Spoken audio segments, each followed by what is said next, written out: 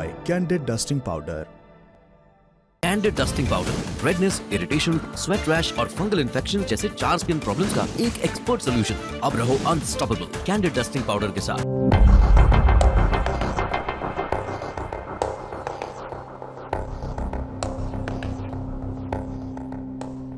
ठिठुरन वाली ठंड, घना कोहरा, घने जंगल से घिरे पहाड़ और एक हेलीकॉप्टर की तलाश। ये कुछ वैसा ही था जैसे भूसे के ढेर में राई का दाना ढूंढने की कोशिश हो रही हो। तमाम दुश्वारियों के बावजूद 20 घंटे बाद तलाश पूरी हो गई। इसी के साथ आशंका का चक्र भी पूरा हुआ। फिर एक पुष्टि आई ईरान की सरकारी मीडिया की। कहा गया हेलीकॉप्टर में सवार सभी यात्रियों की मौत हो गई है। इस खबर ने ईरान के साथ साथ पूरी दुनिया को हिला दिया। दरअसल उस हेलीकॉप्टर में ईरान के राष्ट्रपति इब्राहिम रईसी और विदेश मंत्री हुसैन अमीर अब्दुल्लाहियान बैठे हुए थे। اولین بخش خبری مشروع 31 اردیبهشت 1403 همراهی بفرمایید. انا لله و انا الیه راجعون. خادم الرضا خادم جمهور ایران آیت الله دکتر سید ابراهیم رئیسی رئیس جمهور اسلامی ایران در راه خدمت به مردم به درجه رفیع شهادت رسید. पुष्टि के तुरंत बाद दुनिया भर से श्रद्धांजलि आनी शुरू हुई। भारत के प्रधानमंत्री नरेंद्र मोदी ने लिखा, दुख की घड़ी में भारत ईरान के साथ खड़ा है। पाकिस्तान ने एक दिन के राजकीय शोक और झंडा झुकाने का ऐलान किया। चीन के राष्ट्रपति शी जिनपिंग ने शोक संदेश भेजा है। लिखा, रईसी का निधन ईरान के लिए अपूर्णीय क्षति है। चीन ने अपना एक अच्छा दोस्त खो दिया है। एक तरफ ईरान के सहयोगी और पड़ोसी देश शोक जता रहे थे, दूसरी तरफ कुछ देशों की चुप्पी और उनके नेताओं की रहस्यमयी बातों ने नए रहस्यों को जन्म दिया। तो आज हम जानेंगे इब्राहिम रईसी की मौत की पूरी कहानी क्या है, हेलीकॉप्टर हादसे पर कैसी कॉन्स्पिरेसी थ्योरीज चल रही हैं और इस हादसे का भारत और बाकी दुनिया पर क्या असर पड़ेगा। नमस्कार, मेरा नाम दिव्यांशी सुमराव है। आप देखना शुरू कर चुके हैं लंदन टॉप का अंतर्राष्ट्रीय प्रसंगों से जुड़ा रोजाना का कार्यक्रम दुनियादारी, जहां आज बात ईरान में हुए हेलीकॉप्टर हादसे की। तारीख 19 मई 2024, जगह ईरान अजरबैजान का बॉर्डर। मौका था रास नदी पर बने 2 बांधों के उद्घाटन का, जिसका फायदा ईरान और अजरबैजान के 40,000 लोगों को मिलने वाला था। इस मौके को खास बनाने के लिए अजरबैजान के राष्ट्रपति इब्राहिम आलियेव पहुंच रहे थे। ईरान की तरफ से राष्ट्रपति इब्राहिम रईसी, विदेश मंत्री अब्दुल्लाहियान और स्थानीय नेता पूरे दलबल के साथ पहुंचे। बाकायदा समारोह हुआ। कार्यक्रम के बाद आलियेव अपनी राजधानी वापस लौट गए, जबकि ईरान का प्रतिनिधिमंडल 3 हेलीकॉप्टर्स में सवार होकर तब्रीज लौटने लगा। तब्रीज ईरान के ईस्ट अजरबैजान प्रांत की राजधानी है। 2 हेलीकॉप्टर्स तो सकुशल अपनी मंजिल तक पहुंच गए, मगर तीसरा हेलीकॉप्टर अचानक गायब हो गया। उसका कंट्रोल रूम से संपर्क टूट गया। इसी हेलीकॉप्टर में राष्ट्रपति रईसी और उनके विदेश मंत्री बैठे थे। उनके अलावा कई और लोग थे। संपर्क टूटने से पहले उन्होंने मदद के लिए मैसेज भेज दिया था। मैसेज मिलते ही सरकारी एजेंसियां अलर्ट हो गई। हालांकि सर्च एंड रेस्क्यू ऑपरेशन शुरू होते होते 3 घंटे बीत गए। शाम के 4:30 बजे रेड क्रॉस की 40 टीमें एक साथ काम पर लगीं। इस्लामिक रिवोल्यूशनरी गार्ड्स कोर ने अपनी सभी इकाइयों को पूरी ताकत से राहत अभियान में जुटने का आदेश दिया। पुलिस और फौज भी ऑपरेशन में शामिल हुई। इस बीच ईरान के सरकारी मीडिया पर एक हेडलाइन लगातार फ्लैश हो रही थी, हेलीकॉप्टर कैरिंग प्रेसिडेंट रईसी सफर्स हार्ड लैंडिंग। ईरानी मीडिया का जोर हार्ड लैंडिंग पर था। जानकारों के मुताबिक ये फ्रेज रूस में खूब चलन में है। इसका इस्तेमाल मिलिट्री एयरक्राफ्ट्स के दुर्घटनाग्रस्त होने पर किया जाता है, ताकि दहशत फैलने से रोकी जा सके। ईरान भी उसी लीक पर चल रहा था। जिस तेजी से घटनाक्रम बदल रहा था, ये साफ हो चुका था कि कोई अनहोनी घट चुकी है। बस पुष्टि का इंतजार है। सरकारी मीडिया पर रईसी की सलामती की दुआ मांगने के लिए कहा जा रहा था। ईरानी सत्ता प्रतिष्ठान के केंद्र में भी हलचल तेज हो रही थी। कैबिनेट और फौज की इमरजेंसी मीटिंग्स बढ़ने लगी थी। आखिरकार 19 मई की देर रात supreme leader Ayatollah Ali Khamenei को देश के नाम संदेश जारी करना पड़ा। वो बोले, चिंता मत करिए, देश अपने हिसाब से चलता रहेगा। امیدواریم خداوند متعال به سلامتی کامل رئیس جمهور عزیز ما و همراهانشون رو به آغوش ملت برگرداند. مردم عزیزمون، چه شما که اینجا نشستید، چه کسانی که بعداً عرایض ما رو میشنوند، مطمئن باشن که هیچ اختلالی در کار کشور به وجود نمیاد. जैसे जैसे रात ढली, कोहरा बढ़ता गया। तापमान भी गिर रहा था, ऊपर से बियाबान जंगल, जिसके चलते ऑपरेशन चलाना मुश्किल हो रहा था। तब ईरान ने यूरोपियन यूनियन से मदद मांगी। फिर European commission of crisis management ने कोपरनिकस सिस्टम एक्टिवेट किया। ये सैटेलाइट इमेजरी से धरती की रियल टाइम तस्वीरें मुहैया कराती है। इसी बीच तुर्की ने अपना ड्रोन, एक नाइट विजन सर्च हेलीकॉप्टर, 32 सदस्यों की एक टीम ईरान में भेजी। 20 अप्रैल की सुबह तकरीबन 5 बजे तुर्की के ड्रोन को एक पहाड़ के ऊपर हीट का सोर्स मिला। फिर ऑपरेशन का फोकस सोर्स की तरफ मोड़ा गया। आखिरकार सुबह के 8 बजे एक टीम क्रैश वाली जगह पर पहुंच गई। कुछ देर बाद उन्हें हेलीकॉप्टर का मलबा भी मिल गया। हेलीकॉप्टर बुरी तरह जल चुका था। किसी के भी जीवित बचने का कोई आसान नहीं दिख रहा था। आखिरकार ईरान की कैबिनेट ने राष्ट्रपति रईसी और उनके साथ हेलीकॉप्टर में बैठे लोगों की मौत की आधिकारिक पुष्टि कर दी। इस हादसे में किन की मौत हुई? Number 8 major Behrouz Ghadimi, flight technician. Number 7 colonel Mohsen Daryanush, copilot. Number 6 colonel Seyed Taher Mustafavi, pilot. Number 5 सरदार सैयद मेहदी मुसावी, रईसी की गार्ड टीम के head. Number 4 Ayatollah Mohammad Ali Al Hashem, east Azerbaijan प्रांत में supreme leader Khamenei के प्रतिनिधि। Number 3 Malek Rahmati, east Azerbaijan प्रांत के governor. Number 2 Hussain अमीर अब्दुल्लाहियान, जून 2021 में ईरान के विदेश मंत्री बनाए गए। यूनिवर्सिटी ऑफ तेहरान से इंटरनेशनल रिलेशंस में PhD, 1997 से विदेश मंत्रालय में काम कर रहे थे। बहरीन में ईरान के राजदूत के तौर पर तैनाती रही। अब्दुल्लाहियान रईसी की फॉरेन पॉलिसी का चेहरा थे। सऊदी अरब के साथ डिप्लोमेटिक संबंध बहाल करने में अहम भूमिका रही। इजराइल हमास जंग के बीच हमास के लिए सपोर्ट जुटा रहे थे। नंबर 1 इब्राहिम रईसी, जून 2021 में ईरान के 8वें राष्ट्रपति बने थे। उससे पहले ईरान के चीफ जस्टिस थे। क्या है उनकी कहानी? 1907 की पैदाइश, ईरान के मशहद के एक शिया परिवार में जन्म हुआ। शिया मदरसे में पढ़ाई लिखाई हुई। 1979 में ईरान के शाह मोहम्मद रेज़ा पहलवी के खिलाफ क्रांति हुई, जिसके बाद अयातुल्लाह रूहुल्लाह खुमैनी निर्वासन से वापस लौटे। शाह को देश छोड़कर भागना पड़ा। खुमैनी ने इस्लामिक रिपब्लिक ऑफ ईरान की स्थापना की। इब्राहिम रईसी भी इस क्रांति का हिस्सा थे। क्रांति के बाद रईसी ने अपनी पढ़ाई जारी रखी। शायद मोताहारी यूनिवर्सिटी से इस्लामी धर्मशास्त्र और लॉ में डॉक्टरेट की डिग्री ली। 25 की उम्र में न्यायपालिका का हिस्सा बन गए। उसी दौर में मुजाहिदीन खल्क नाम के एक संगठन का उभार हुआ। इसकी स्थापना 1965 में हुई थी। बतौर वामपंथी मुस्लिम गुट इसने शाह के खिलाफ विरोध प्रदर्शनों में भी हिस्सा लिया था। MEK ने इस्लामी क्रांति के दौरान खुमैनी का सपोर्ट किया, लेकिन जब उसके मुखिया मसूद रजावी को राष्ट्रपति चुनाव लड़ने से रोका गया, तब ये गुट सरकार के खिलाफ हो गया। MEK ने दावा किया कि वो ईरान में लोकतंत्र का समर्थन करता है। उसने महिलाओं की आज़ादी और अभिव्यक्ति की आज़ादी की मांग को भी उठाया। MEK ने इस्लामी रिपब्लिक के खिलाफ सशस्त्र विद्रोह शुरू किया। इसे रोकने के लिए सरकार ने MEK सपोर्टर्स के खिलाफ मोर्चा खोल दिया। रजावी देश छोड़कर भाग गए। उनकी गुट ने ईरान इराक की लड़ाई में सद्दाम की सेना के साथ मिलकर कई हमले भी किए। रजावी तो देश छोड़कर जा चुके थे, लेकिन जो पीछे छूट गए थे उनका जीना मुश्किल होने वाला था। लोगों को प्रोटेस्ट में हिस्सा लेने के लिए या किसी तरह का सरकार विरोधी साहित्य रखने के आरोप में अरेस्ट किया जाने लगा। इनमें से अधिकतर इवन जेल में रखे गए। इस जेल को पहले 300 कैदियों को रखने के लिए बनाया गया था। बाद में कैपेसिटी बढ़ाकर 1500 कर दी गई, लेकिन इसमें एक समय 15,000 से ज़्यादा लोगों को कैद में रखा गया था। 1988 में इराक ईरान युद्ध खत्म हो गया। तब सुप्रीम लीडर ने फतवा जारी किया।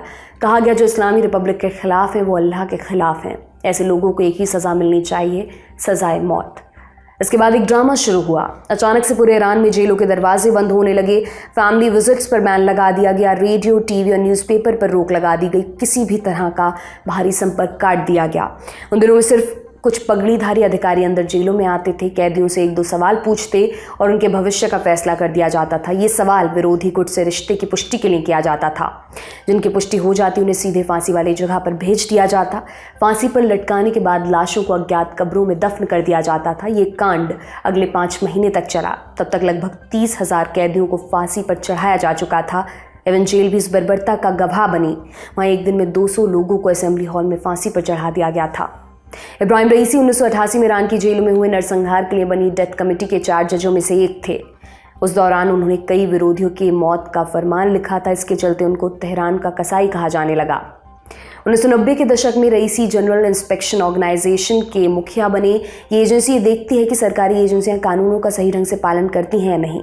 रईसी 2004 तक GIO में रहे। अगले 10 बरस उन्होंने न्यायपालिका में फर्स्ट डेप्यूटी के तौर पर काम किया। 2014 से 2015 के बीच वो ईरान के अटॉर्नी जनरल रहे।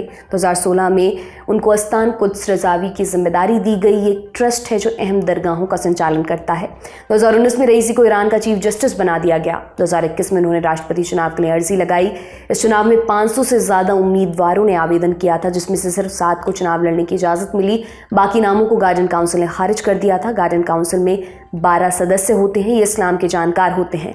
6 की नियुक्ति सुप्रीम लीडर करते हैं, जबकि 6 सदस्यों को न्यायपालिका मनोनीत करती है। अप्रूवल संसद से मिलता है। गार्डियन काउंसिल ये तय करती है कि कोई उम्मीदवार जरूरी अहर्ताओं को पूरी करता है या नहीं। ये संसद द्वारा पास किए किसी बिल पर वीटो भी कर सकती है। 2021 के राष्ट्रपति चुनाव से पहले गार्डियन काउंसिल ने जिन नामों को दरकिनार किया था, उनमें महमूद अहमदीनेजाद भी थे। अहमदीनेजाद 2005 से 2013 तक ईरान के राष्ट्रपति रहे। वो 2021 के चुनाव में रईसी को चुनौती दे सकते थे। जानकारों ने दावा किया सुप्रीम लीडर खामेनेई ने रईसी को राष्ट्रपति बनाने का पूरा मन बना लिया था, इसीलिए उनके प्रतिद्वंदियों की उम्मीदवारी रद्द की गई थी।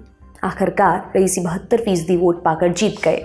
रईसी का कार्यकाल कैसा रहा, 5 पॉइंट्स में से समझते हैं। नंबर 1, रईसी को पश्चिमी देशों के प्रतिबंधों में जकड़ा ईरान विरासत में मिला था। उन्होंने वादा किया इस जकड़न से देश को निकालेंगे, मगर पश्चिमी देशों के आगे घुटने नहीं टेकेंगे। हालांकि वो प्रतिबंध कम करवाने में सफल नहीं हो सके। नंबर 2, फरवरी 2022 में रूस ने यूक्रेन से जंग शुरू की। रूस को भरोसा था वो बहुत जल्द यूक्रेन को पछाड़ देगा, मगर लड़ाई लंबी खिंचती गई। फिर रूस को हथियारों की कमी पड़ने लगी। अमेरिका का आरोप है कि ईरान वो कमी पूरी कर रहा है। रूस को ड्रोन्स और मिसाइल सप्लाई कर रहा है। हालांकि ईरान इस आरोप से इनकार करता है।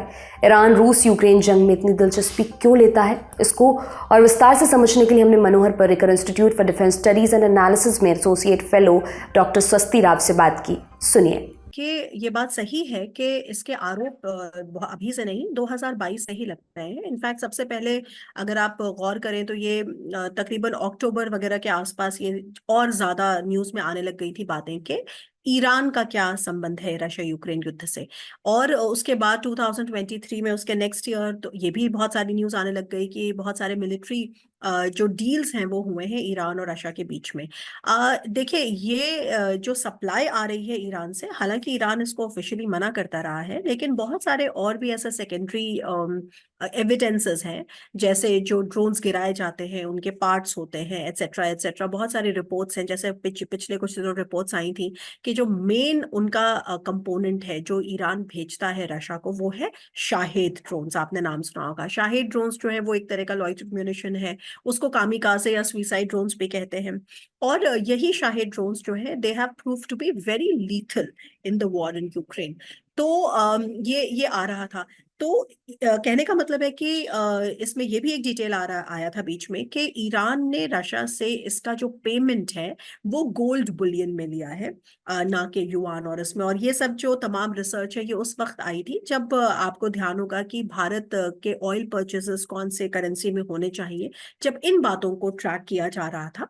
तो उसमें मैंने भी इस पे काफी सारा काम किया है कि ईरान क्यों गोल्ड बुलियन में दे रहा है। हालांकि वो भी एक रिपोर्ट ही थी और ईरान ने तो हमेशा इससे अपना पल्ला ही झाड़ा है, लेकिन अगर आप एक आम राय माने तो इसमें कोई डाउट नहीं दिखता मुझे। और मैं इसको काफी एक हाई डिग्री ऑफ कॉन्फिडेंस के साथ कह सकती हूँ कि based on whatever research has been done, whatever research I have done, that Iran is actually supplying drones to Russia। और एक और छोटी सी चीज है, अभी आपने हाल में गौर किया है होगा कि रशिया में एक नए डिफेंस मिनिस्टर का आगमन हुआ है, क्योंकि सर्गेई शोइगु को हटा दिया गया है और नए डिफेंस मिनिस्टर को, जो बेसिकली एक इकोनॉमिस्ट है, आंद्रेई बेलिसोव करके। तो अगर आप देखेंगे कि ये जो नए डिफेंस मिनिस्टर हैं ये क्यों आए हैं, एक इनका की अचीवमेंट ये रहा है कि ये रशिया के ड्रोन प्रोग्राम को इन्होंने स्पीयरहेड किया था। पिछले कुछ बरसों में रूस ईरान के संबंध कैसे बदले हैं और इब्राहिम रईसी की मौत के बाद क्या उसमें कोई बदलाव देखने को मिल सकता है? देखिए, अगर मैं इसको शॉर्ट में बताऊं तो रूस और ईरान के संबंध बड़े स्पेशल भले ही ना रहे हो, लेकिन स्पेशली जब से रूस के ऊपर ये प्रतिबंध लगने शुरू हुए हैं, तमाम सैंक्शंस लगने शुरू हुए हैं। और अगर हम बिल्कुल अभी हाल की बात करें, जैसे पिछले कुछ सालों की बात करें, जब से ये सारी गहमा गहमी शुरू हुई है, तो आपको ये मालूम है कि ट्रंप एडमिनिस्ट्रेशन के आने के बाद से जो रशिया के ऊपर जो नए सैंक्शंस लगे थे और उसके बाद आइसोलेट हो गया था, क्योंकि उसके पहले बहुत कुछ आपने ये भी देखा कि जो उसके पहले के एडमिनिस्ट्रेशंस थे वो ईरान को एंगेज भी कर रहे थे उनके न्यूक्लियर प्रोग्राम वगैरह को लेकर। और लगभग वो वही दौर है जब रूस भी क्राइमिया के बाद सैंक्शंस को झेल रहा था 2014 के बाद, एटसेट्रा। तो बेसिकली अगर आप मुझसे पूछेंगे तो ईरान और रशिया के संबंध ऑफ कोर्स अच्छे रहे हैं, क्योंकि एससीओ में अगर आप देखें या आईएनएसटीसी जो हमारा कनेक्टिविटी प्रोजेक्ट है, वहां पे सारी जगह में, एससीओ में तो खैर ईरान की एंट्री भारत की ही प्रेसिडेंसी के दौरान हुई है, लेकिन संबंध जो है वो उनके पहले से अच्छे रहे हैं। और अगर आप मुझसे पूछेंगे तो मैं इसको ऐसे ही समझाऊंगी कि ईरान की जो जियोपॉलिटिक्स है वो बेसिकली जो है वो it is basically about the greater Iran वाला जो एरिया है, मतलब ईरान का जो रीजन है वो वहां पे ज्यादा केंद्रित रहती है। लेकिन यूक्रेन वॉर एक ऐसा, हमको पहली बार इस तरह का हमको एक पॉइंट दिखता है, डिफ्लेक्शन पॉइंट दिखता है ईरान की फॉरेन पॉलिसी में, जब ईरान एक यूरोपियन इवेंट या यूरोपियन वॉर में सीधा सीधा इन्वॉल्वमेंट आपको दिखता है। और एक बहुत बड़ा रीजन है कि वो उसको ऑफिशियली कभी मानते नहीं है, लेकिन जैसा मैंने आपको समझाया कि उनका क्या रोल है, specially with respect to the kamikaze drones called Shahed drones. ठीक है। राइसी की डेथ के बाद, देखिए राइसी की डेथ के बाद एक जोल्ट तो जरूर लगा है, और आई एम श्योर अभी ये कॉन्स्पिरेसी थ्योरीज भी आपने बहुत सारी सुनी होंगी कि इसमें सीआईए का रोल है या मोसाद का रोल है, एटसेट्रा। हो सकता है ये केवल बैड वेदर का रोल हो, लेकिन चाहे जो भी हो, इससे ईरान के लार्जर जियोपॉलिटिकल मतलब जो लार्जर जियोपॉलिटिकल जो अप्रोच है उसमें कोई फर्क नहीं पड़ेगा। वॉर में जो रशिया के प्रति जो एक हेल्प है, देखिए वो बढ़ता ही जा रहा है, क्योंकि इसको क्या कर रहा है, जो ये बेसिकली एक एंटी वेस्टर्न नैरेटिव है वो इनको पुश टुगेदर कर रहा है। तो जैसे मैंने कहा कि ईरान के ऊपर इतने दिनों से सारे सैंक्शंस लगे हुए हैं, रशिया के ऊपर अब थाउजेंड्स ऑफ सैंक्शंस लगे हुए हैं, और कहीं ना कहीं ये दोनों ही कंट्रीज एक तरह से इस जो current so called western rules based order है उसको सबवर्ट करने के लिए चाइना के साथ नजदीक आते जा रहे हैं। आपको पता है चाइना और ईरान के संबंध भी बहुत अच्छे हैं। तो मेरे हिसाब से राइसी की डेथ के बाद जो भी ये अभी डेब्री है वो जब वो सेटल करेगी, तो लार्जर जो जियो पॉलिटिक्स है ईरान की, चाहे वो रीजनल पॉलिटिक्स हो, चाहे वो यूरोपियन एरिना में हो। हालांकि अब ये भी कहीं ना कहीं सच है कि रशिया ने अपना ड्रोन प्रोग्राम जब से शुरू किया है और उसमें जो इनोवेशन है उसके बाद से उनकी डिपेंडेंस ईरान के ऊपर कम हुई है। लेकिन एट द सेम टाइम ये जो एक आपको एक्सेस दिखता है ना, against the so called western liberal order, वो एक्सेस तो आपको एक तरह से आपको स्ट्रेंथन होता हुआ दिखता है। जैसे अभी गए जब पुतिन चाइना गए तो वहां पर उन्होंने उसके बाद फिर से उसी बात को रीइटरेट किया कि किस तरह से वो एक ऑल्टरनेटिव वर्ल्ड व्यू आपको दिख रहा है कि उसके जो कॉन्टूर्स हैं वो क्लियर होते जा रहे हैं। नंबर 3, मार्च 2023 में ईरान ने 7 बरस तक चली अनबन के बाद सऊदी अरब के साथ डिप्लोमेटिक संबंध स्थापित किए। ये सुलह चीन की मध्यस्थता में हुई थी। नंबर 4, अक्टूबर 2023 में हमास ने इजराइल पर आतंकी हमला किया, 1100 से ज़्यादा लोगों की हत्या कर दी, 250 से ज़्यादा को बंधक बनाकर ले गए। रईसी ने इस हमले के लिए हमास को शाबाशी दी थी। जब इजराइल ने गाजा पर हमले तेज़ किए, ईरान ने उसको धमकी भी दी। वो खुद तो इजराइल के खिलाफ सीधी लड़ाई में नहीं कूदा, मगर उसने एक्सेस ऑफ रेजिस्टेंस तैयार करके दिया। इसमें ईरान के प्रॉक्सी गुट शामिल हैं, मसलन यमन में हूती, इराक और सीरिया में Islamic resistance in Iraq, Lebanon में हिजबुल्ला, गाजा में हमास आदि। ये गुट इजराइल और उसके सहयोगी देशों के सामरिक हितों को निशाना बना रहे हैं। नंबर 5, 1 अप्रैल 2024 को सीरिया में ईरान के वाणिज्य दूतावास पर हमला हुआ। इसमें ईरान की IRGC के 2 सीनियर कमांडर समेत 7 लोग मारे गए। ईरान ने हमले का आरोप इजराइल पर लगाया, धमकी दी कि हम बदला लेंगे। फिर 13 अप्रैल को उसने 300 से ज़्यादा मिसाइलों और ड्रोन से इजराइल पर हमला किया। इतिहास में पहली बार ईरान ने इजराइल पर सीधा हमला किया था। ये भी रईसी के कार्यकाल में ही हुआ।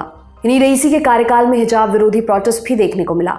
सितंबर 2022 में एक नौजवान कुर्द लड़की महसा अमीनी की पुलिस कस्टडी में मौत हो गई। महसा को ठीक से हिजाब नहीं पहनने के लिए अरेस्ट किया गया था। उसके घर वालों ने आरोप लगाया कि पुलिस की पिटाई के चलते उसकी मौत हुई है। इसके बाद पूरे ईरान में प्रोटेस्ट की सीरीज चली, मगर सरकार को इससे कोई फर्क नहीं पड़ा। उसने प्रोटेस्ट को कुचल दिया। कई प्रदर्शनकारियों को जेल और टॉर्चर भी झेलना पड़ा। इसके लिए उनकी काफ़ी आलोचना भी हुई। अब रईसी की मौत हो चुकी है, उनके बाद राष्ट्रपति कौन बनेगा? ईरान के संविधान के मुताबिक अगर किसी राष्ट्रपति की पद पर रहते हुए मौत हो जाती है या वो काम करने के योग्य नहीं रहता, उस स्थिति में फर्स्ट वाइस प्रेसिडेंट को कार्यवाहक राष्ट्रपति बनाया जाता है। अभी फर्स्ट वाइस प्रेसिडेंट मोहम्मद मुख्बर हैं। सुप्रीम लीडर ने उनकी नियुक्ति को मंजूरी दे दी है। इसके साथ ही टेम्पररी प्रेसिडेंशियल काउंसिल भी एक्टिव हो गई है। इसमें कार्यवाहक राष्ट्रपति, ईरान की संसद के स्पीकर और ईरान के चीफ जस्टिस होते हैं। उनकी जिम्मेदारी अगले 50 दिनों के अंदर अगला राष्ट्रपति चुनाव कराना है। ईरान का अगला फुल टाइम राष्ट्रपति कौन हो सकता है? अभी तक कोई नाम उभर कर सामने नहीं आया है। जानकार मानते हैं कि सुप्रीम लीडर खामेनेई का पूरा जोर अराजकता या विद्रोह की आशंका को खत्म करने पर रहेगा, क्योंकि उम्मीदवार तय करने का अधिकार गार्डियन काउंसिल के पास और गार्डियन काउंसिल की शक्ति सुप्रीम लीडर के पास है। इसलिए अंततः अगला राष्ट्रपति उनकी मर्जी का ही होगा। ईरान में राष्ट्रपति के पास क्या क्या शक्तियां, इस पर भी बात कर लेते हैं। राष्ट्रपति को ईरान में दूसरा सबसे शक्तिशाली व्यक्ति माना जाता है सुप्रीम लीडर के बाद। हालांकि राष्ट्रपति की शक्तियां बहुत हद तक सीमित हैं। राष्ट्रपति हेड ऑफ द गवर्नमेंट होते हैं, उनकी जिम्मेदारी संविधान के प्रावधानों को लागू करवाना है। राष्ट्रपति का कार्यकाल 4 बरस का होता है। कोई भी व्यक्ति लगातार 2 टर्म से ज्यादा दफा राष्ट्रपति नहीं रह सकता। ईरान में सबसे शक्तिशाली कौन? इसका सीधा जवाब है सुप्रीम लीडर। ये कुर्सी अभी अयातुल्लाह अली खामेनेई के पास है। वो ईरान के दूसरे सुप्रीम लीडर हैं। 1989 में कुर्सी पर बैठे थे। उससे पहले 8 बरस मुल्क के राष्ट्रपति रहे। पहले सुप्रीम लीडर थे अयातुल्लाह रूहुल्लाह खुमैनी। वो इस्लामिक क्रांति के अगुआ और इस्लामिक रिपब्लिक ऑफ ईरान के फाउंडर थे। उन्हीं के विचारों पर ईरान का संविधान बेस्ड है। 1989 में खुमैनी की मौत हो गई। उनके बाद अली खामेनेई को सुप्रीम लीडर बनाया गया। उनके पास क्या क्या शक्तियां हैं? चीफ जस्टिस की नियुक्ति करते हैं। गार्डियन काउंसिल के 6 सदस्यों की नियुक्ति वही करते हैं। आर्म्ड फोर्सेस की मुखिया की नियुक्ति सुप्रीम लीडर करते हैं। इस्लामिक रिवोल्यूशनरी गार्ड्स कोर उनको रिपोर्ट करती है। सुप्रीम लीडर ही ईरान की सशस्त्र सेनाओं के मुखिया होते हैं। राष्ट्रपति के नाम पर अंतिम मुहर सुप्रीम लीडर की लगती है। ईरान की विदेश नीति और सुरक्षा से जुड़े मसलों पर उनका फैसला ही अंतिम होता है। सुप्रीम लीडर का चुनाव कैसे होता है? उनका चुनाव असेंबली ऑफ एक्सपर्ट्स करती है। इसमें तकरीबन 90 सदस्य हैं। इनका कार्यकाल 8 बरस का होता है। चुनाव जनता के वोट से होता है। असेंबली ऑफ एक्सपर्ट्स का सबसे हालिया चुनाव मार्च 2024 में हुआ था। उनका कार्यकाल 2032 तक का है। चूंकि मौजूदा सुप्रीम लीडर की उम्र 85 के पार जा चुके हैं, इसलिए इस बार की असेंबली पर नया सुप्रीम लीडर चुनने की जिम्मेदारी आन पड़ी है। इब्राहिम रईसी इस पद के सबसे प्रबल दावेदार बताए जा रहे थे। इसी वजह से उनकी मृत्यु ने कई कॉन्स्पिरेसी थ्योरीज को जन्म दिया है। एक एक कर उन्हें समझते हैं। नंबर 1, उत्तराधिकार की लड़ाई। इब्राहिम रईसी के साथ जिस व्यक्ति का नाम सुप्रीम लीडर के लिए चर्चा में था वो हैं मुज्तबा खामेनेई। वो मौजूदा सुप्रीम लीडर अली खामेनेई के बेटे हैं। उनका नाम पिछले 15 बरसों से कतार में। हालांकि वो बहुत सी हड़तालों पर खड़े नहीं उतरते। मुज्तबा का कोई राजनीतिक अनुभव नहीं है। उनके नाम पर IRGC के अफसर बंद कमरे में विरोध जता चुके हैं और ईरान में सुप्रीम लीडर की कुर्सी पर वंशवादी नेताओं को अभी तक बैठने नहीं दिया गया है। जब तक कुद्स फोर्स के कमांडर कासिम सुलेमानी जीवित थे, वो सुप्रीम लीडर के टेलर मेड उत्तराधिकारी माने जा रहे थे। मगर जनवरी 2020 में अमेरिका ने ड्रोन हमले में उनकी हत्या कर दी। इसके बाद फिर मुज्तबा का नाम आगे आया। उसी वक्त रईसी ने अपना कद ऊपर किया, सुप्रीम लीडर के वफादार बने और जून 2021 में राष्ट्रपति की कुर्सी उन्होंने हासिल की। मिडिल ईस्ट इंस्टीट्यूट ने सितंबर 2022 में अंदरूनी सूत्रों के हवाले से दावा किया था कि रईसी को जानबूझकर राष्ट्रपति बनाया गया ताकि उनको नाकारा साबित कर सुप्रीम लीडर बनने की रेस से अलग किया जा सके। हालांकि ये मंसूबा सफल नहीं रहा। हमने इस कॉन्स्पिरेसी की तह तक जाने के लिए वेस्ट एशिया मामलों के एक्सपर्ट कमर आगा से बात की। उनसे पूछा क्या हेलीकॉप्टर क्रैश के पीछे पावर स्ट्रगल का चक्कर हो सकता है और क्या रईसी के बाद सुप्रीम लीडर की कुर्सी पर मुज्तबा खामेनेई का दावा मजबूत हो गया है? नहीं, मैं नहीं समझता। अभी फिलहाल तो नहीं नजर आता। उनके यहाँ वो पोजीशन जो है उस पे जनरली एक टॉप क्लरिक को ही रखा जाता है, जिसके पास फिक्र है और जो रिलीजियस एजुकेशन हो, आयतुल्लाह हो, और ये डिग्रीज जो होती हैं वो बहुत ज़रूरी होती हैं। और उनके बेटे के लिए तो बहुत से नाम बहुत सी चीज़ों में आ चुके हैं पहले भी। तो मैं लगता है कि वो जो काउंसिल होगी वो उनको एक्सेप्ट नहीं करेगी। हाँ, रईसी वाकई एक बहुत इम्पोर्टेंट लीडर इमर्ज हो रहे थे और उनकी बड़ी अच्छी छवि भी थी और जिस तरीके से उन्होंने अपने कार्यकाल में काम किया है उसकी सराहना भी सबने वहाँ पे दी थी। मैं बात कर रहा हूँ उनके जो क्लरिकल इस्टेब्लिशमेंट है उसकी, या जो उससे जुड़े हुए लोग हैं वो लोग उससे खुश थे। और रिजीम स्ट्रांग है। रिजीम में मुझे नहीं लगता कि कोई आने वाले समय में कोई बड़ी क्राइसिस होगी। और जहाँ तक कॉन्स्पिरेसी थ्योरीज का है वो तो बहुत सी हैं। मोसाद का भी नाम आ रहा है। अब ये भी नाम आया है कि इंटरनल पावर स्ट्रगल, कई चीज़ें हैं। पहली बात ये कि जहाँ पे ये दुर्घटना हुई है वो बिल्कुल बॉर्डर वहाँ से अज़रबैजान बहुत करीब था और अज़रबैजान कभी भी नहीं चाहेगा कि कोई मोसाद या कोई दूसरा एजेंट वहां जाके इस तरह की हरकत करे। ईरान में सर्वोच्च शक्ति सुप्रीम लीडर के पास है। फौज से लेकर फॉरेन पॉलिसी तक पर उनका एक अधिकार है। इसके बावजूद इब्राहिम रईसी ने अपनी अलग पहचान बनाने की कोशिश की। उनके कार्यकाल को किस तरह देखा जाना चाहिए? तो देखिए, उनका कार्यकाल, उनकी जो पॉलिसीज हैं ईरान की, उसके हिसाब से बहुत सक्सेसफुल थे।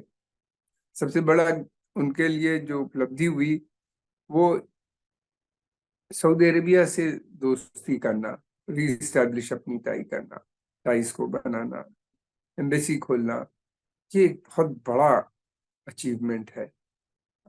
इसका काम काफी समय से चल रहा था, लेकिन उन्हीं ने जिस तरीके से किया। फिर उसके अलावा ये भी था कि क्योंकि सऊदी अरेबिया ईरान को अपना दुश्मन नंबर 1 समझता, तो इस वजह से मैं समझता हूँ कि ये बहुत बड़ी।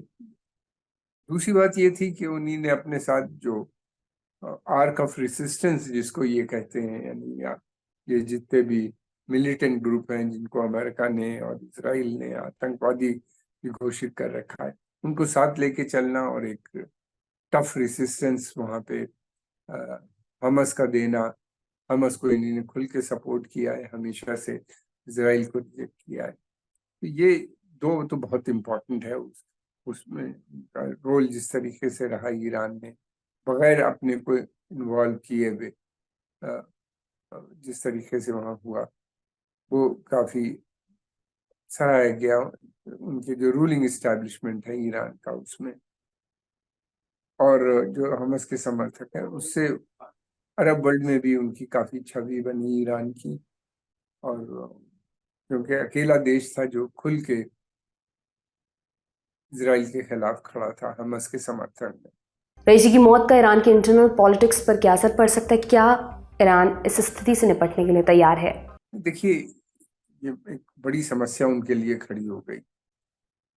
ऐसे समय में जब इजराइल के साथ हमास का युद्ध चल रहा है और ईरान पूरी तरीके से इन्वॉल्व है रीजनल इश्यूज में, और रीजनल एक पावर इमर्ज हो रहा था, बहुत बड़ी पावर की शक्ल में इमर्ज हो रहा था। उस समय प्रेसिडेंट का ना होना, तो अब वो ये कि अभी केयर टेकर प्रेसिडेंट होगा, फिर उसके बाद इलेक्शन होगा। इस पीरियड में ईरानी जनता, ईरानी गवर्नमेंट इंटरनली ज्यादा इन्वॉल्व हो जाती है। ये एक बड़ा सेटबैक होता है। इलेक्शन होगा 50 दिन बाद, फिर उसके बाद रिजल्ट आएगा, नया प्रेसिडेंट बनेगा। वो कौन बनेगा ये पता नहीं, कितना जल्दी से जो सिचुएशन है उसको समझने में कामयाब होगा और आगे बढ़ा पाएगा ईरान के जो इंटरेस्ट है उनको। ये एक सेटबैक है उनके लिए। इजराइल और अमेरिका ने ईरान में हुए हादसे पर चुप्पी साध रखी है। यहीं पर आती है कॉन्स्पिरेसी थ्योरी नंबर 2। हेलीकॉप्टर गायब होने के बाद से चर्चा है कि क्रैश में इजराइल की खुफिया एजेंसी मोसाद का हाथ हो सकता है। हालांकि ईरान ने आधिकारिक बयान में किसी पर कोई आरोप नहीं लगाया है। वहीं एक शीर्ष इजरायली अधिकारी ने न्यूज़ एजेंसी रॉयटर्स को कहा कि हादसे से हमारा कोई लेना देना नहीं था, इसमें हम शामिल नहीं थे। इजराइल सरकार ने आधिकारिक तौर पर कुछ भी नहीं कहा है। अमेरिका ने 19 मई को कहा था हम हालात पर नजर बनाए हुए हैं, मगर उसने शोक नहीं जताया। हालांकि कई अमेरिकी सांसदों ने कहा कि अच्छा हुआ। इजराइल के एक सांसद अविडोर लिबरमैन ने कहा हमारे लिए इसका कोई मतलब नहीं है, इससे ईरान के प्रति हमारा रवैया नहीं बदलेगा। ईरान की पॉलिसी सुप्रीम लीडर तय करते हैं। अमेरिका और इजराइल दोनों को ईरान अपना सबसे बड़ा दुश्मन मानता है, उनको समय समय पर धमकियां भी देता रहता है। क्या ईरान में अराजकता का फायदा उन्हें हो सकता है? देखिए, उनको कोई भी मौका मिलेगा तो जरूर उसका फायदा उठाएंगे, और वो तो खुल के कहते हैं। उन्होंने सैंक्शंस भी लगा रखे हैं। उनकी पॉलिसी है कंटेन करो ईरान को, फिर रिजीम चेंज की पॉलिसी है बेसिक। तो उनको अगर कोई भी मौका मिलेगा उसका वो ओपनली सपोर्ट करेंगे। करते रहे हैं, पहले भी किया है, अभी भी करेंगे, चाहे वो यूनाइटेड नेशंस हो या जनरल असेंबली हो या जो भी तरीके हो, कोवर्ट और ओवर्ट दोनों मीन से मैं समझता हूँ कि वो उसका समर्थन करेंगे वो लोग। लेकिन ये है कि उनकी भी पॉलिसी में कोई परिवर्तन नहीं है। अभी भी उनकी कोशिश यही है कि रिजीम चेंज हो जाए किसी भी सूरत से ईरान के अंदर। अब चलते हैं इंडिया कनेक्शन की तरफ। भारत के प्रधानमंत्री नरेंद्र मोदी ने रईसी की मौत पर गहरा दुख जताया। उन्होंने सोशल मीडिया प्लेटफॉर्म एक्स पर लिखा भारत ईरान संबंधों को मजबूत बनाने में उनकी भूमिका को याद रखा जाएगा। दुख की घड़ी में भारत ईरान के साथ खड़ा है। प्रधानमंत्री नरेंद्र मोदी अपने कार्यकाल में सिर्फ एक बार ईरान के दौरे पर गए हैं 2016 में। तब चाबहार पोर्ट डील पर दस्तखत हुआ था। वो समझौता तत्कालीन ईरानी राष्ट्रपति हसन रूहानी के कार्यकाल में हुआ था। रईसी 2021 में ईरान के राष्ट्रपति बने। तब तक स्थिति बदल गई थी। भारत ने ईरान से तेल खरीदना बंद कर दिया था। हालांकि चाबहार का काम जारी रहा। इब्राहिम रईसी के कार्यकाल में भारत ईरान के संबंध कैसे थे? क्या उनके बाद इस रिश्ते में कोई अंतर आ सकता है? ये सवाल हमने पूछा Centre for India West Asia Dialogue के डायरेक्टर ए.के. पाशा से। सुनिए। सदर रईसी के दौरान ईरान भरपूर कोशिश की भारत के साथ अच्छे संबंध स्थापित करने के लिए, और जो तेल ईरान इंडिया को एक्सपोर्ट करना चाहता था, उसमें दो और चीजें उन्होंने ऐड किया। पहले तो क्रेडिट 3 महीने का देते थे वो हिंदुस्तान को, कि तेल जब पहुंचा तो 3 महीने बाद पेमेंट लोकल करेंसी में कुछ और फॉरेन करेंसी में कुछ देने का। तो उसके बाद रईसी ने अपने ऑयल टैंकरों, यानी कि ईरानियन ऑयल टैंकर में भेजने का ऑफर दिए थे, और उस पे कम से कम इंश्योरेंस कवरेज का भी उन्होंने प्रपोजल दिया था, जो कि नया था। क्योंकि हम अमेरिका के दबाव में आके तेल बंद कर दिए थे, ये ऑफर हिंदुस्तान ने नहीं लिया रईसी के दौरान। और रईसी हालांकि भरपूर कोशिश की उन्होंने भारत के साथ संबंध स्थापित करने के लिए, लेकिन हम जो है दूसरी दिशा में देख रहे थे। खाड़ी के अरब देश जो हैं, इमारात, सऊदी अरब, उसके बाद इजराइल, जॉर्डन, जो India middle east economic corridor, Abraham accords के बैकग्राउंड में, उसकी तरफ हम दिशा में जा रहे थे। क्योंकि आप जानते हैं भारत के प्रधानमंत्री इमारात और सऊदी अरब के साथ बहुत अच्छे संबंध, या उनके लीडर्स के साथ बहुत अच्छे ताल्लुकात हैं। तो अमेरिका के दबाव में आके और इजराइल के दबाव में आके ये कॉरिडोर के हक में चले गए थे, जिसकी वजह से हमारा इंटरेस्ट जो चाबहार में था वो धीरे धीरे कम होता गया। और इसलिए भी कि ईरान जो कि भारत को फुल कैपेसिटी यूटिलाइजेशन की उम्मीद रखता था, उन्होंने चीन और पाकिस्तान को भी इसमें शामिल करने का ऑफर दिए थे, जिससे भारत सरकार कुछ नाराज थी। तो इन दोनों चीज़ों को लेके जो है कुछ खास प्रगति नहीं हुई, क्योंकि हमारा रुख जो है इमारात और इजराइल और अमेरिका की तरफ था। अभी फिलहाल तो ये इंटरिम वाइस प्रेसिडेंट सदर बनेंगे 50 दिन के लिए, तो उसके बाद इलेक्शन होगा जुलाई पहले हफ्ते में।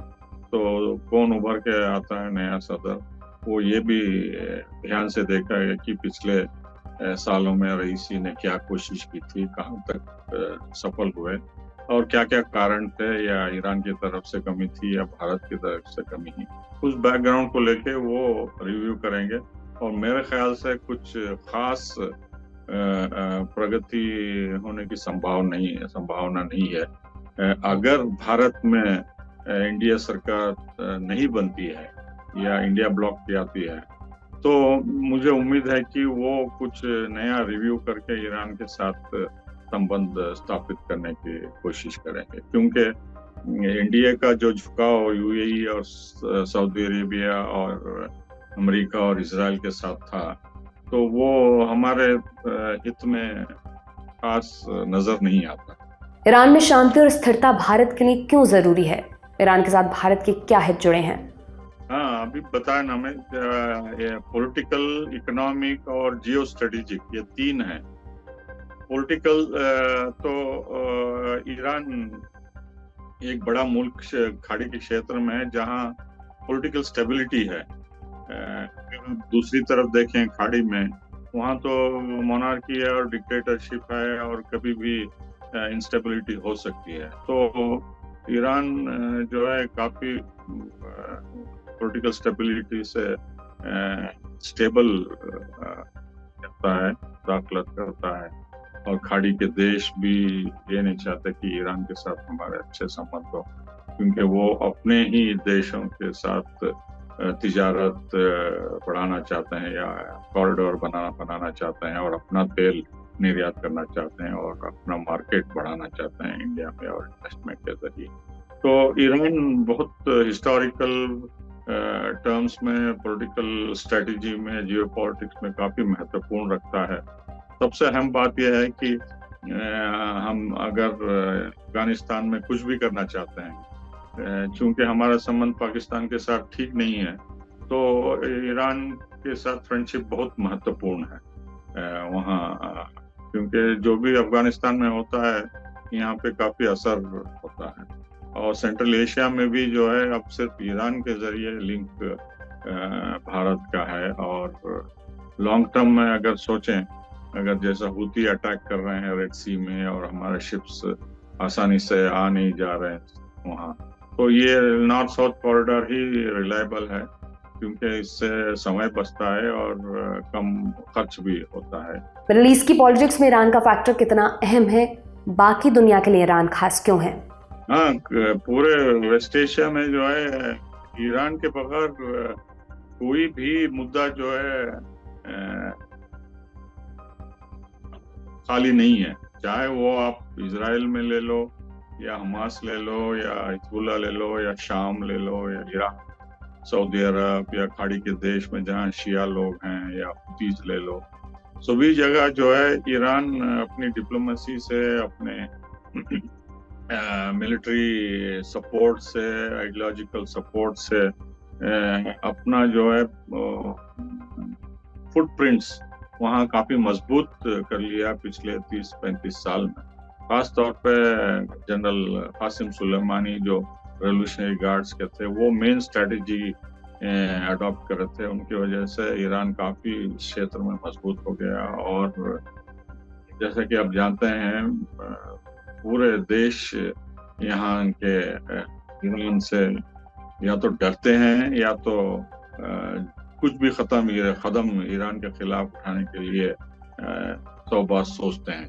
हालांकि अमेरिका उनको सपोर्ट कर रहा है, लेकिन फिर भी सऊदी अरब और कई खाड़ी के देश ईरान को ये मान के चलते हैं कि वो बहुत बड़ा रीजनल पावर है। टर्की भी मानता है इस बात को। और सबसे बड़ी बात यह है कि ईरान सिर्फ ईरान ही नहीं है, उसके पीछे चीन और रूस भी है और कई अन्य देश भी हैं, और सबको मिला के ईरान का असर और रसूख जो है काफ़ी बढ़ गया है, इन्फ्लुएंशियल पावर हो गया है। ग्लोबली भी जैसा कि आप जानते हैं, ईरान ने रशिया को कई हथियार एक्सपोर्ट किया है और ड्रोन्स भी एक्सपोर्ट किया है। और हमें पता नहीं कि किन किन देशों को वो हथियार एक्सपोर्ट कर रहे हैं। हमें पता है कि इजराइल और अमेरिका और वेस्ट किन देशों को हथियार सप्लाई करते हैं, लेकिन ईरान की इंडस्ट्री, मिलिट्री इंडस्ट्री भी काफ़ी है और वो दूसरे मुल्कों को भी हथियार एक्सपोर्ट कर रहे हैं, जिससे उनका इन्फ्लुएंस बढ़ता जा रहा है। हालांकि सैंक्शंस में है, फिर भी जो है वो अग्रेसिव डिप्लोमेसी और पॉलिसी से जो है का इन्फ्लुएंस बढ़ता जा रहा है। सभी को पता है कि वो अपने आप में ही एक रीजनल पावर है और उनके पीछे चीन और रशिया है, दो यूनाइटेड नेशन सिक्योरिटी काउंसिल के वीटो बिल्डिंग पावर और न्यूक्लियर पावर्स। और ईरान भी न्यूक्लियर पावर ही माना जा रहा है, क्योंकि उसके पास पूरी टेक्नोलॉजी है और शॉर्ट नोटिस में न्यूक्लियर बम भी बना सकता है। तो अमेरिका जैसा सुपर पावर जान के उसको छेड़ने से गुरेज करता है, तो दूसरे मुल्क भी इस इशारे को ध्यान से देखते हैं कि ईरान जो है कोई बनाना रिपब्लिक नहीं है, मामूली देश नहीं है, ये काफ़ी ताकतवर हो गया है और उसका इन्फ्लुएंस बढ़ता जा रहा है ग्लोबल पॉलिटिक्स में। ईरान हादसे से और क्या क्या अपडेट्स हैं? इजिप्ट, कतर, यूएई, सऊदी अरब, इराक, तुर्की, मलेशिया, वेनेजुएला, फ्रांस समेत कई देशों ने ईरान हादसे पर दुख जताया है। अली बागेरी को ईरान का कार्यवाहक विदेश मंत्री बनाया गया। वो ईरान के न्यूक्लियर नेगोशिएटर के तौर पर काम कर रहे थे। रूस के राष्ट्रपति व्लादिमीर पुतिन ने ईरान के कार्यवाहक राष्ट्रपति मोहम्मद मुख्बर से फ़ोन पर बात की। दोनों नेताओं ने आपसी संबंधों को मजबूत बनाने का वादा किया। हिजबुल्लाह और हमास ने रईसी की मौत को निजी क्षति बताया है। हिजबुल्लाह लेबनान का चरमपंथी संगठन है, ईरान का सबसे बड़ा और सबसे ताकतवर प्रॉक्सी गुट, जबकि हमास को ईरान का अच्छा खासा सपोर्ट मिलता है। ईरान ने अपने यहाँ 5 दिनों के राजकीय शोक का ऐलान किया है। लेबनान और सीरिया ने 3 दिनों के राजकीय शोक की घोषणा की है। आज का दुनियादारी यहीं पर समाप्त होता है। कल फिर आपसे मुलाकात होगी, इसी उम्मीद के साथ मैं विदा लेती हूँ। शुक्रिया, शुभ रात्रि।